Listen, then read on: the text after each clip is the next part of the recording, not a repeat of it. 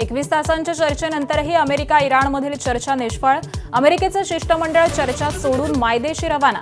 इराणनं आमच्या अटी मान्य केल्या नाहीत अशी जेडी व्हान्सची तक्रार.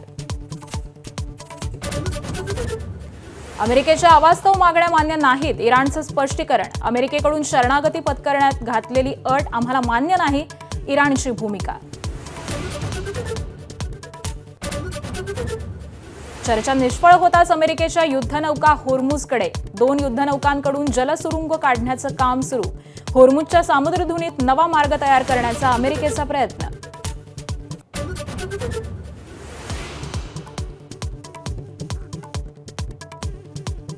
पाकिस्तानात शांती वार्ता सुरू असताना देखील इस्रायलचे लेबनॉनवरती हल्ले सुरूच. गेल्या 24 तासांमध्ये 97 जणांचा मृत्यू, तर आतापर्यंत इस्रायलच्या हल्ल्यात 2020 जण ठार. सुनेत्रा पवार आज प्रचाराचा नारळ फोडणार. कन्हेरीतील हनुमान मंदिरामध्ये दर्शन घेऊन प्रचाराला सुरुवात करणार. राष्ट्रवादीचे नेते उपस्थित राहणार. भगीरथ भालके आणि त्यांच्या पत्नी शिवसेनेमध्ये करणार प्रवेश. तानाजी सावंतांचे पुतणे अनिल सावंत देखील हाती धनुष्यबाण घेणार. उपमुख्यमंत्री शिंदे आज पंढरपूरच्या दौऱ्यावर.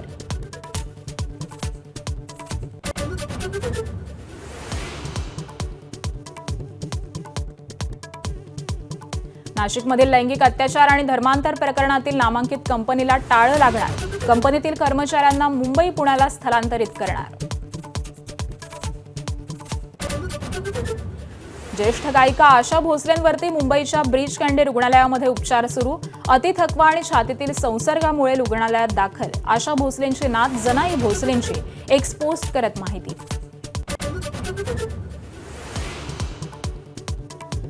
राज्यातील स्कूल बसची मनमानी मोडीत निघणार. बसचं भाडं आता सरकार ठरवणार. शालेय वाहतूक अधिक सुरक्षित करण्यासंदर्भामध्ये सरकारकडून अधिसूचना जारी. यंदाच्या आयपीएलच्या मोसमामध्ये चेन्नई सुपर किंग्सनं उघडलं विजयाचं खातं. दिल्ली कॅपिटल्सवरती 23 धावांनी विजय. संजू सॅमसनची नाबाद 115 धावांची खेळी.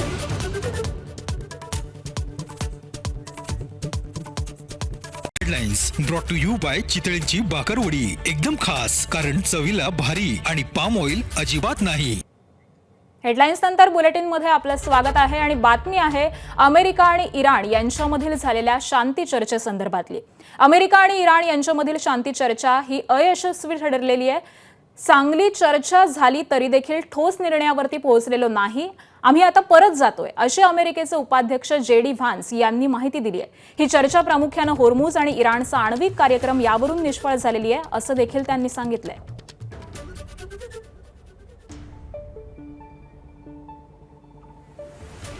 आणि दरम्यान अमेरिकेचे उपाध्यक्ष जेडी व्हान्स यांनी नेमकी काय प्रतिक्रिया दिली आहे पाहूयात. We have been at it now for 21 hours, and we've had a number of substantive discussions with the Iranians. That's the good news. The bad news is that we have not reached an agreement, and I think that's bad news for Iran much more than it's bad news for the United States of America. So we go back to the United States having not come to an agreement. We've made very clear what our red lines are, what things we're willing to accommodate them on, and what things we're not willing to accommodate them on. And we've made that as clear as we possibly could, and they have chosen not to accept our terms.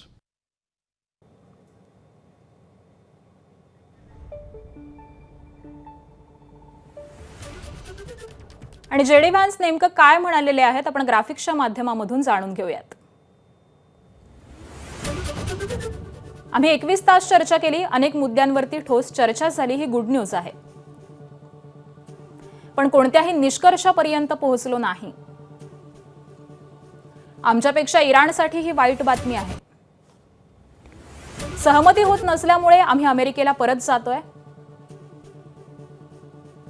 इराणनं आमच्या अटी मान्य केल्या नाहीत असं JD Vance म्हणालेले आहेत.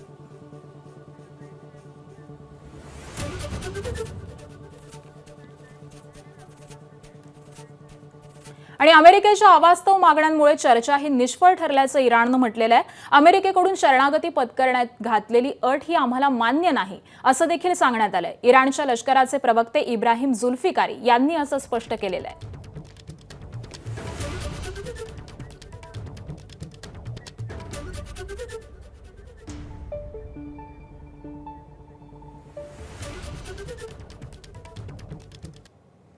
आणि आपल्यासोबत संरक्षण तज्ज्ञ मेजर जनरल निवृत्त अनिल बामसर सध्या आहेत. त्यांच्यात देखील काय नेमक्या या सगळ्या संदर्भामध्ये प्रतिक्रिया आहेत आपण जाणून घेऊयात. बामसर नमस्कार, एबीपी माझावरती आपलं स्वागत आहे. खरं तर ही चर्चा निष्फळ झालेली आहे आणि त्यामुळे आता अमेरिकेचं पुढचं पाऊल काय असणार आहे, तुम्हाला काय वाटतंय?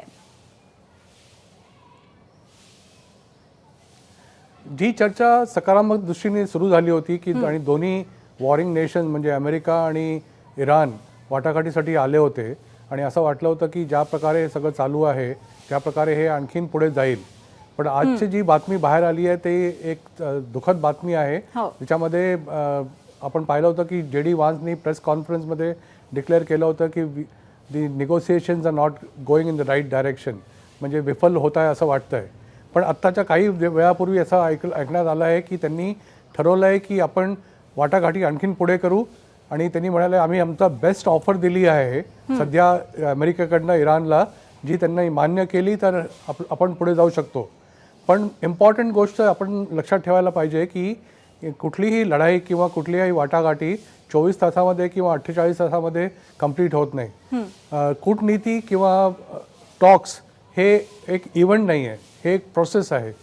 तर जर का हे खूप मोठं बाब म्हटली जाईल जेव्हा अल्टिमेटली जेव्हा जॉईंट डिक्लेरेशन होईल किंवा असं बोललं जाईल की आम्ही पुन्हा वाटाघाटी करायला तयार आहोत. आणि गुड न्यूज ही आहे की तिन्ही देशांना त्याच्यामध्ये इंटरेस्ट आहे. म्हणजे तिन्ही म्हणजे पाकिस्तानला करवायचं आहे, अमेरिकेला पण आणि इराणला पण म्हणायचं आहे. काही की टेक अवे पॉईंट्स आपण जर का पाहिले या 14 to 21 आवर्सच्या निगोसिएशनमध्ये आणि वाटाघाटीमध्ये, तर आपण पाहतो की नंबर 1 समोरासमोर बसून त्यांनी वाटाघाटी केल्या. जेव्हा आपण म्हणतो समोरासमोर बसून वाटाघाटी केल्या, आपल्याला हे समजायला पाहिजे की ते अक्रॉस द टेबल नाही बसत. ते ह्यांना म्हणतात प्रॉक्सिमिटी टॉक्स, जे वेगवेगळ्या रूममध्ये बसतात आणि पाकिस्तान मीडिएट करतं. आयदर त्यांचे डेप्टी प्राईम मिनिस्टर इशाक दार किंवा बाकी त्यांचे जे टीम आहे ते करतात, त्यांचे की पॉईंट दिले जातात, ते ॲनालिसिस करतात आणि एकमेकांना एक्सचेंज करतात. म्हणजे त्यांना म्हणतात डायरेक्ट आणि इनडायरेक्ट वे ऑफ टॉकिंग. हाऊएव्हर समोरासमोर बसले हेच खूप मोठी गोष्ट आहे त्यांचं करायला. आणि आपण पाहतो ट्रम्पनी पण एक स्टेटमेंट दिलं आहे की तसंही आम्ही जिंकलो आहे, आम्हाला वाटाघाटी असो का नसो, पण सर्वात मोठा बोन ऑफ कंटेन्शन आहे हॉर्मुझची समुद्रधुनी, ती उघडायला हवी आहे.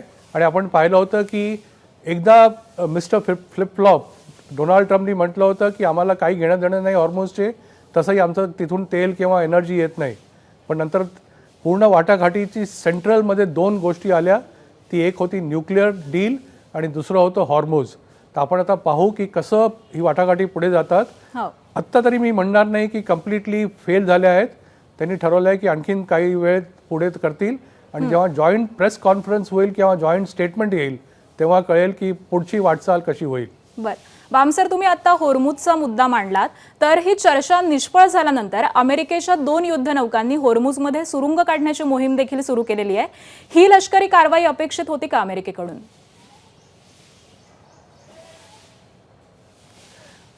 हे सर्वात मोठं पॉईंट होता जो इराणनी काल पेश केला तिथे. त्यांनी म्हटलं की अमेरिकेचे 2 माईन स्वीपर्स म्हणजे जे माईनला काढायला त्यांनी एंट्री केली आहे, पण हे अनकन्फर्म रिपोर्ट्स आहेत. आणि इराणनी म्हटलं होतं की जेव्हा आपली बोलणी झाली होती तेव्हा आपलं असं ठरलं होतं की हॉर्मुझ सिव्हिलियन टँकर्ससाठी उघडं राहील किंवा ऑइल कॅरियरसाठी. मिलिटरी टँकर्सला इथे येण्याची परवानगी नाही आहे आणि जोपर्यंत इराणच्या मिलिटरीकडून आपण क्लिअरन्स नाही करू शकत तर तोपर्यंत कुठल्याही देशाची नेव्हल वॉरशिप्स किंवा माईन स्वीपर्स किंवा सबमरीन्स तिथे येऊ शकत नाहीत. आता हे रिपोर्ट्स किती कन्फर्म आहेत हे अजून डाऊटफुल आहे, कारण असं असतं तर आत्तापर्यंत पुष्कळ हाहाकार झाला असता. बरं, परंतु बामसर, JD व्हान्स हे पाकिस्तानामधून निघताना असं म्हणालेले आहेत की ही सगळ्यात इराणसाठी वाईट बातमी आहे, त्यामुळे आता नेमकं पुढे काय होईल? हे हल्ले पुन्हा सुरू होतील असं वाटतंय का? पॉसिबली ज्याप्रमाणे करार झाला आहे की 15 दिवसाचा सीज फायर आहे, तर होपफुली सगळे पार्टीज जे प्रायमरीली अमेरिका आणि इराण आहेत हे प्रयत्न करतील ह्या सीज फायरला होल्ड करायला, बिकॉज दोघांच्या अंगाशी आलेलं आहे आणि दोघांनाही असं वाटत नाही की आपण ही लढाई पुढे न्यावी. दोघंही बॅकडाऊन करायला तयार नाही आहेत किंवा म्हणायला तयार नाहीत की आम्हाला कम्प्लीट सीज फायर हवं आहे. पण जे ट्रिगर असेल ते इस्रायल करेल. आपण पाहिलं होतं की आज सकाळी पण इस्रायलकडनं साऊथ लेबनॉनमध्ये मारा केला गेला आहे आणि इस्रायलचं स्टेटमेंट असं आहे की या युद्धसंधीमध्ये लेबनॉन आणि इस्रायलचा संबंध नाही आहे, कारण ते आमचं प्रायव्हेट मॅटर आहे. आम्ही हेजबुल्लाच्या विरुद्ध कारवाई करतोय, आम्ही इराणच्या विरुद्ध कारवाई नाही करत आहे. आणि इराण नेहमी म्हणतं की प्री कंडिशन अशी आहे की complete stoppage of assault on each other झाला पाहिजे आणि ज्याच्यामध्ये लेबनॉन पण सामील आहे. काल आपल्याला एक बातमी आली होती की इराणचे जे असेट्स संपत्ती आहे ती अनफ्रीज केली होती. अजून त्याचं कन्फर्मेशन आलेलं नाही आहे, पण पॉसिबली ह्याच्यावरती अमेरिका ह्याच्यावरती कन्सेशन देईल आणि हे होईल. पण आता जेव्हा ते परत जात आहेत काही आणखीन तास बोलणी करून, ॲटलिस्ट एक पॉझिटिव्ह अशी गोष्ट आहे की पुढे ते करायला तयार आहेत, कारण दोघांनाही असं वाटतं की आपण पुढे गेलं पाहिजे with a hope of success rather than fear of failure. हो सर, जसं तुम्ही म्हणालात की इराणची संपत्ती ही काही देशांमध्ये गोठवली गेलेली आहे, पण काल अजून एक बातमी आली होती की चीनकडून एअर डिफेन्स सिस्टीम ही इराणला चीन देईल अशी देखील बातमी, अशी शक्यताही समोर आलेली होती. आणि त्यामुळे या सगळ्या परिस्थितीमध्ये आता महासत्तेसमोर इराण किती काळ टिकाव धरू शकतं?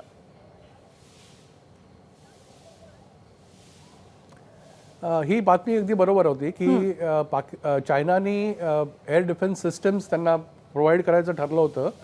पण हे कारवाई आणि ही ॲक्शन चायना डायरेक्टली करणार नाही आहे, हे प्रॉक्सीच्या थ्रू होईल. म्हणजे ऑन ग्राउंड असं दिसेल की पॉसिबली हे जे सिस्टम होतं कुठलंही PHQ-9 असेल किंवा बाकी एअर डिफेन्स सिस्टम असतील, त्या कोणीतरी थर्ड कंट्रीमधून ते इराणमध्ये प्रवेश करेल. कारण आपण पाहतोय की चायना डायरेक्टली इन्व्हॉल्व होणं पाहत नाही आहे. आता असं असतं तर आत्तापर्यंत 40 डे वॉरमध्ये हे झालं असतं, पण आता होत नाही आहे.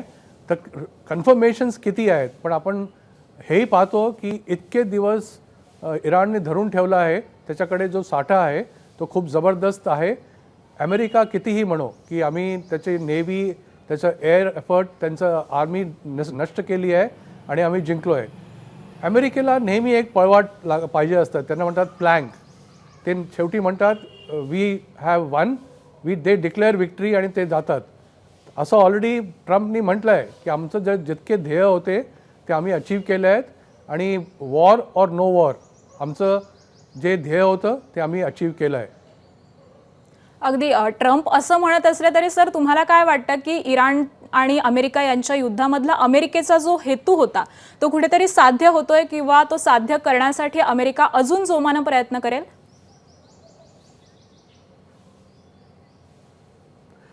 जेव्हा कुठलेही राष्ट्र युद्धाला जातं तर त्यांना आपलं एम्स क्लिअर असले पाहिजे आणि एंड स्टेट हे दोन्ही जोपर्यंत ते ठरवत नाहीत तोपर्यंत युद्धात जाणं पूर्णपणे मूर्खता आहे. आपण पाहतो की जितक्या वेळा एम्स आणि ध्येय त्यांनी डिक्लेअर केले आहेत प्रत्येक वेळा वेगवेगळे आहेत आणि त्याच्यामुळे एक्झॅक्टली ते काय करू इच्छितात हे कोणालाच कळत नाही. आता त्यांनी जे लेटेस्ट ट्विट केलं आहे आणि म्हटलं आहे काल रात्री, म्हणजे इमॅजिन करा तो माणूस किती सिरियस आहे की इथे वाटाघाटी चालू आहेत आणि तो मियामीमध्ये UFC मॅचेस पाहतोय. दॅट शोज की त्याचं इन्व्हॉल्वमेंट किती आहे याच्यामध्ये. आता तो म्हणतोय की माझं सगळं काम झालंय, मी आता रिलॅक्स करू शकतो, पण त्याचं रोज जेव्हा ते गोल पोस्ट चेंज करतात आणि रोज नवीन सांगतात, एक्झॅक्टली हेच इराणने म्हटलं आहे की ज्या कंडिशन्स आम्हाला अमेरिकेने दिल्या आहेत त्या आम्हाला कम्प्लिटली अमान्य आहेत, कारण त्या पॉसिबली करू शकत नाहीत. आपल्याला हेही लक्षात घ्यायला पाहिजे की जेव्हा 2 राष्ट्र किंवा 3 राष्ट्र जे इन्व्हॉल्ड असतात आणि वाटाघाटीसाठी क्लॉजेस किंवा अजेंडा दिला जातो, त्यातले काही अजेंडा असे असतात की जे कधीच ॲक्सेप्ट होणार नाहीत. पण दोघांनाही क्लाइम डाऊन करावं लागतं आणि तेव्हाच जर का विल असेल दोघांकडनं की आपल्याला हे थांबवायला पाहिजे तेव्हाच होईल. पॉसिबली जेव्हा आता नेक्स्ट 48 आवर्समध्ये आपल्याला कळेल की ही कुठल्या दिशेने जाणार आहे. अगदी धन्यवाद बाम सर, या सगळ्या मार्गदर्शनासाठी आणि हे विश्लेषण केलं याबद्दल आभार आपले.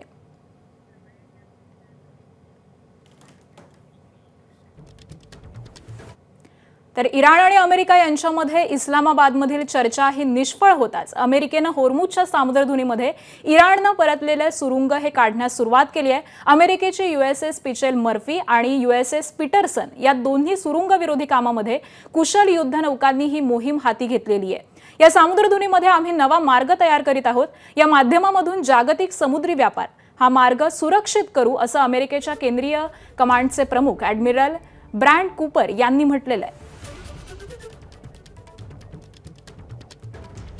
आणि दरम्यान जोवरती अमेरिका तर्कशुद्ध करारापर्यंत पोहोचत नाही तोवरती होर्मुझ बंदच राहणार अशी माहिती इराणी सरकारी मीडियाकडून सध्या मिळतेय. इराण होर्मुझच्या स्थितीमध्ये कुठलाही बदल करणार नाही असं देखील समजतंय.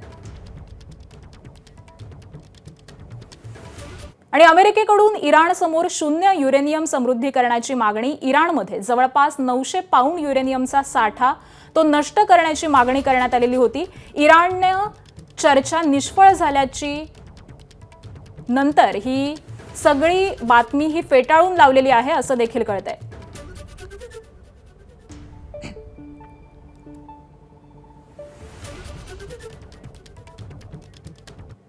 आणि यानंतर पुढच्या काही महत्त्वाच्या बातम्या पाहूयात. बातमी आहे भोंदूबाबा अशोक खरात संदर्भातली. अशोक खरातचा आणखी एक कारनामा हा समोर आलेला आहे. 2024 मध्ये सोलापूर जिल्ह्यामध्ये अशोक खरातनं जमीन खरेदी केल्याचं समोर आलंय. तर उत्तर सोलापूरमध्ये ज्या भागामधून शक्तीपीठ महामार्ग जाणार आहे त्या परिसरामध्ये खरातनं 11 एकर जमीन 2,40,00,000 विकत घेतलेली होती असं देखील आता सध्या समोर येत आहे. त्यामुळे ही एक मोठी अपडेट समोर येते.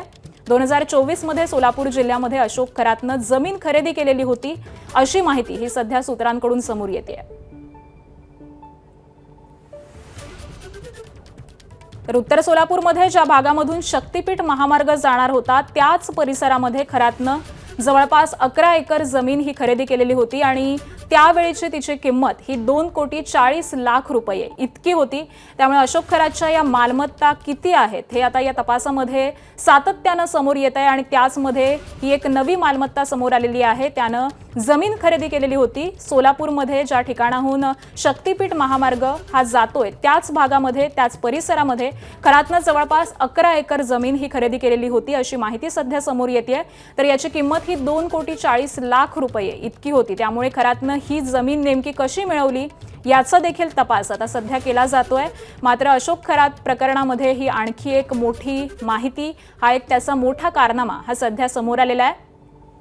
2024 मध्ये त्यानं ही जमीन खरेदी केलेली होती. सोलापूर जिल्ह्यामध्ये ही जमीन आहे आणि ही जमीन खरेदी केल्याचं वृत्त हे सध्या समोर येत आहे. उत्तर सोलापूर परिसरामध्ये ही जमीन आहे आणि ज्या भागामधून शक्तीपीठ महामार्ग जातो त्याच भागामध्ये त्यानं ही जमीन खरेदी केलेली होती. त्यावेळेची त्याची किंमत ही 2,40,00,000 घरामध्ये होती. त्यामुळे त्यांनी ही जमीन कशी मिळवलेली आहे, ज्या पद्धतीनं त्यानं आणखी काही जमिनी ह्या बळकावलेल्या आहेत त्याच पद्धतीनं ही जमीन बळकावलेली आहे का या सगळ्याच संदर्भामधला तपास हा सध्या सुरू आहे.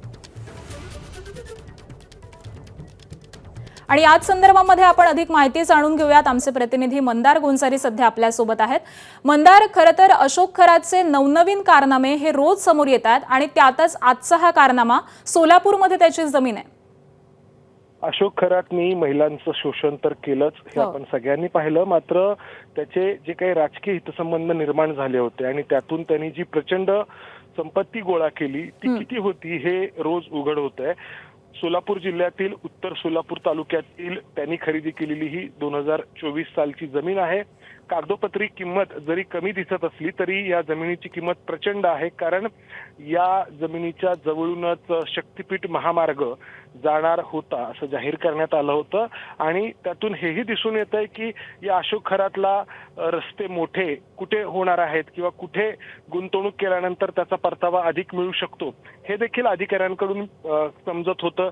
हेच यावरून दिसून येते आणि एक प्रकारचं नेक्सेस जे आपण पाहिलं होतं अधिकाऱ्यांचं राजकारण्यांचं अशोक खरात सोबतचं ते पुन्हा एकदा समोर येत आहे. अगदी धन्यवाद मंदार या सगळ्या सविस्तर माहितीसाठी.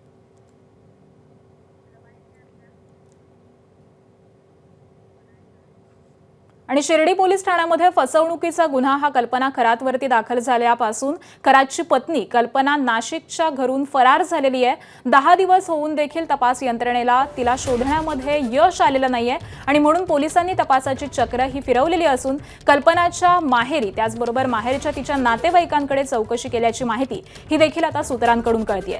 कल्पना खरातच्या नाशिकमधील काही मैत्रिणी त्याचबरोबर तिच्या घरी सध्या काम करणाऱ्या आणि यापूर्वी काम केलेल्या काही नोकरांकडे देखील कल्पनाची चौकशी करण्यात आलेली आहे। पथकाला काही ठोस पुरावे मिळत नसल्यामुळे फरार कल्पनाचा शोध हा पोलिसांकडून सध्या सुरू आहे।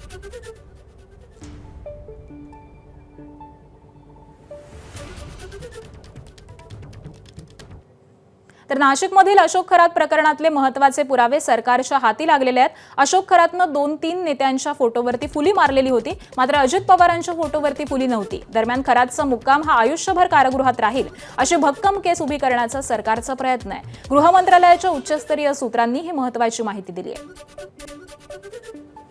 लैंगिक अत्याचार आणि धर्मांतर प्रकरणानंतर नाशिकमधील नामांकित कंपनीला टाळं लागणार आहे। कंपनीमधील कर्मचाऱ्यांना मुंबई पुण्यातील इतर प्रोजेक्ट्समध्ये शिफ्ट केलं जाणार आहे। नाशिकमधील प्रकरण हे उघडकीस आल्यानंतर कर्मचाऱ्यांना नाशिक युनिटमध्ये घेण्यास मनाई आहे। मोजकेच कर्मचारी हे पोलीस तपासासाठी कंपनीमध्ये येत असल्याची माहिती सूत्रांनी दिली आहे। घटनेचा तपास करण्यासाठी नाशिक पोलिसांनी SITची स्थापना केली आहे। कंपनी आवारामध्ये काही अनुचित प्रकार घडू नये यासाठी पोलिसांचा बंदोबस्त हा देखील तैनात करण्यात आला आहे। नाशिकमधील नामांकित IT कंपनीतील महिला कर्मचाऱ्यांचं लैंगिक शोषण आणि धर्मांतरण प्रकरणाचा तपास हा केंद्रीय यंत्रणांकडून होण्याची शक्यता आहे। NIA, ATS आणि CBI या प्रकरणाचा तपास करण्याची शक्यता आहे। SIT कडून प्रकरणाची महत्त्वाची माहिती ही तिन्ही तपास यंत्रणांना कळवण्यात आली आहे। लैंगिक शोषण आणि धर्मांतर प्रकरणामध्ये मोठं रॅकेट असल्याचा संशय आहे। लैंगिक शोषण प्रकरणातील तौफिक अत्तार, रजा मेमन, शाहरुख कुरेशी, शफी शेख, आसिफ शेख हे आरोपी न्यायालयामध्ये कोठडीत आहेत। तर तरुणींच्या तक्रारीनंतर दुर्लक्ष करणारी महिला अधिकारी अश्विनी चेनानी पोलीस कोठडीमध्ये आहे। तर आरोपीच्या गुन्ह्यामध्ये सहभागी असणारी निदा खान ही अद्यापही फरार आहे। धर्मांतर करण्यासाठी निदा खान हिंदू महिलांना तगादा लावत होती। निदा खान बेड्या ठोकण्यासाठी SITची पथकं ही पुणे आणि नाशिकमध्ये आता रवाना झाली आहेत। बीड नगरपालिकेची नुकतीच निवडणूक पार पडली, परंतु या निवडणुकीमध्ये झालेला पराभव जिव्हारी लागल्यामुळे शहरातील कबाड गल्ली भागामध्ये शिवसेनेचे पराभूत उमेदवार आणि माजी सभापती बाळासाहेब जाधव यांच्यासह 5 ते 7 जणांनी भाजप नगरसेविका भाग्यश्री देशपांडे यांचे पती सागर देशपांडे यांच्यावरती भ्याड हल्ला केला। ही सगळी घटना CCTV कॅमेरामध्ये कैद झाली आहे। शुक्रवारी रात्रीच्या वेळी देशपांडे आपल्या घराच्या दारामध्ये फोनवरती बोलत उभे होते आणि त्यावेळी अचानक जाधव यांच्या मुलाला आणि इतर 5 ते 6 जणांना घेऊन आले। त्यांनी सागर देशपांडे यांच्यावरती हल्ला केला। यावेळी पोटामध्ये, डोक्यावरती, पाठीवरती लाथाबुक्क्यांनी आणि काठीनं मारहाण करत देशपांडे यांना जखमी केलं। या प्रकरणी सागर देशपांडे यांच्या फिर्यादीवरून पराभूत उमेदवार बाळासाहेब जाधव यांचा मुलगा आणि इतर 5 ते 6 जणांविरोधात काल रात्री बीड शहर पोलीस ठाण्यामध्ये गुन्हा नोंदवण्यात आला आहे। धारदार कोयत्यासह घातपात घडवून आणण्याच्या उद्देशानं चारचाकी वाहनामध्ये अस्तित्व लपवून दबा धरून बसलेल्या भंडाऱ्याच्या तुमसरमध्ये कोयता गँगला अटक करण्यात आली आहे। तुमसर पोलीस पहाटेच्या सुमारास गस्तीवरती छापा चौकामध्ये एका ठिकाणी चारचाकी वाहनामध्ये काही तरुण हे संशयास्पद स्थितीमध्ये असल्याचं लक्षात आलं। वाहनातील तरुणांना ताब्यात घेऊन चौकशी आणि वाहनाची तपासणी केलेली असता त्यांच्याकडे कोयता असल्याचं समोर आलं। हे चौघेही जण घातपात घडवण्याच्या तयारीमध्ये असल्याचं चौकशीत समोर येत आहे। त्यांच्याविरुद्ध तुमसर पोलीस ठाण्यामध्ये गुन्हा दाखल करून त्यांना अटक करण्यात आली आहे आणि त्याचबरोबर कार देखील जप्त करण्यात आली आहे। 4 दिवसांपूर्वी भंडारासह तुमसरमध्ये दुकान फोडण्याच्या घटना घडलेल्या होत्या आणि त्यानंतर भंडारा पोलीस हे ॲक्शन मोडवरती आलेत। उपमुख्यमंत्री एकनाथ शिंदे यांच्या दौऱ्याच्या पार्श्वभूमीवरती शिवसेनेच्या पदाधिकाऱ्यांना नजरकैदेमध्ये ठेवण्यात आलेलं आहे। युवा सेनेचे राष्ट्रीय कार्यकारिणी सदस्य अविनाश खापे आणि जिल्हा परिषदेचे पराभूत उमेदवार नितीन पाटील यांना पोलिसांनी सकाळी ताब्यात घेतलंय। शिरढोण पोलिसांनी ही कारवाई केलेली आहे आणि सकाळीच दोघांना देखील पोलिसांनी ताब्यात घेतलंय। अविनाश खापे यांनी VIP दौऱ्यावेळी गोंधळ घातलेला होता आणि त्यामुळे सुरक्षेच्या दृष्टिकोनामधून ही कारवाई करण्यात आली आहे।